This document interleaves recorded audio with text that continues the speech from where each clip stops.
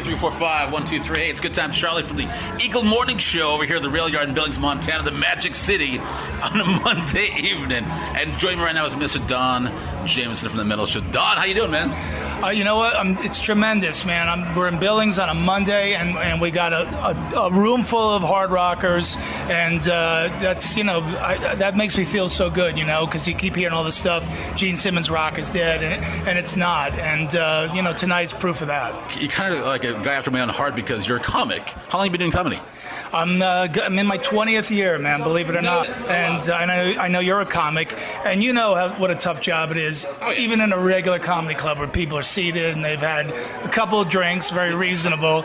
But how many comics go, you know what, I think I'll go on the road with Faster Pussycat for a month, the hardest partying band out there, and try to do comedy. So it's been really a lot of fun. And like I said, tonight was super cool. Everyone was so warm here. And I always wanted to mix comedy with hard rock and metal because those are the two things I always loved from my childhood. And I'm getting to do it.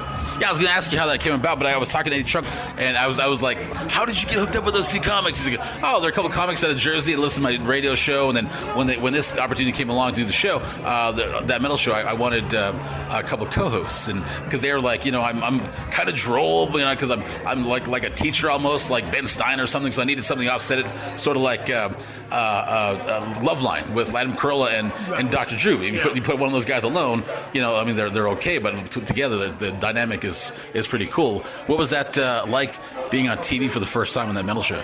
Well, you nailed it on the head. Eddie is the straight man on our show, and then that gives me and Florentine the chance to be goofballs, even though obviously we love the music as well. But make no mistake, Trunk is he's a very funny guy, and he really is. But you have to have that dynamic. You can't have three goofballs out there. You got to have one person to be the anchor, and so Trunk is the anchor. And it's amazing to be on TV with my two best friends and talk to all my heavy metal and hard rock idols from my childhood. So yeah, it's incredible. We had a rough past year just losing these rock stars. You're on stage just now doing half hour of great comedy, but it kind of got sort of poignant when you talked about Lemmy. Well, not most, I do have a whole bit about Lemmy, and I couldn't even get into it tonight because I was starting to really feel it, Bucket list heavy metal moment was sitting with Lemmy and having a Jack and Coke. Nice. And and I pinch myself and I go, how did this kid from Jersey end up sitting with Lemmy and talking about everything from politics to Viagra with the greatest frontman of all time. So, but yeah, every time we lose somebody, obviously Dio. We did the last interview with Dio before he died, and I was one of the episodes I was super proud of is when we did a tribute show to Dio with Tom Morello and Halford, and we'll always pay tribute.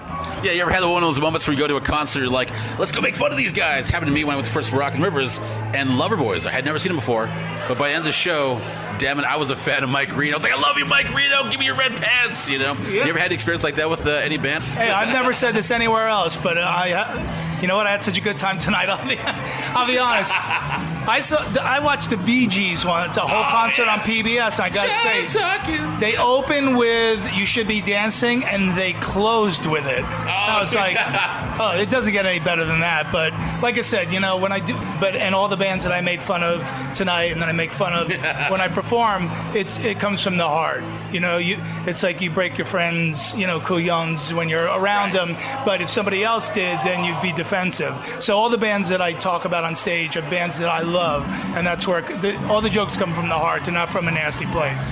Now, obviously, besides Lemmy, who is your favorite interview from the metal show of all the rock stars? Brian Johnson was amazing. He's so funny, and half the stuff you can't even understand what he's saying because he's got that really thick, accent. You told a story about him asking him if he regretted singing the way he did. Yeah, well, that's the thing when you're in your 20s or early 30s and a producer goes, you got to push it, and you start singing in a higher register than you're used to. You're not thinking 30 years later, I still got to sing these songs. But he, is such a good sport about it. And honestly, for me, 2009 Black Ice Tour, that was the greatest show I ever saw in my life. So, as much as he's humble about his singing abilities, I'm getting my nipples tweaked by Ace Von Johnson from Faster Pussycat. And it wouldn't be the first time. He's dropped the F-bomb in the interview. Yeah. We'll edit that part out. But I'm looking forward to seeing these guys tonight. And Faster Pussycat's heckling us. starting to heat up. All right, weirdest venue you've ever performed at as far as comedy goes?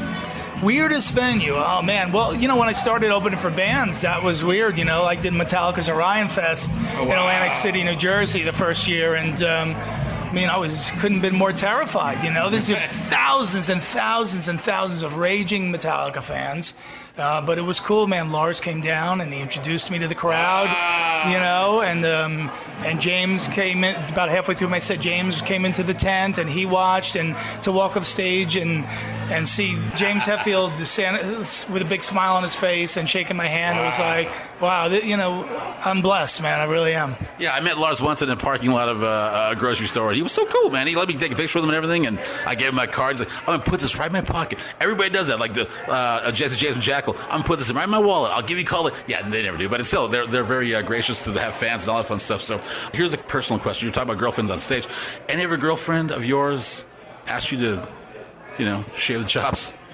Shave the chops? Yeah. No, because they're not. They don't dig me if they want my facial hair gone. Right. They figure that they're graying so bad now, so that you can hardly see them anymore. But no, I know that's been. You know what? It's a look. I'm not saying it's a good look, but it's a look. If you're an entertainer, you should have a look. So that's my hook. So it is what it is. Right, because the novelty's gone. What's next? That's what. All right. I had to buy an El Camino to even them out. So right, yeah. All right, one last thing. What do you have to say to the rockers and rollers out there? Seems like rock and roll is kind of bottlenecking or something. It's going away some aspects.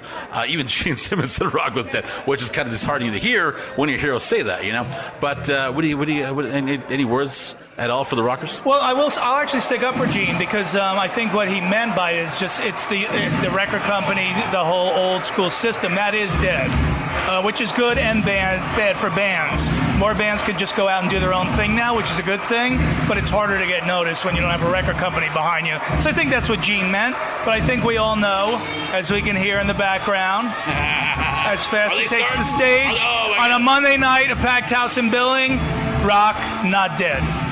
Thank you, Don Jamieson. Thanks.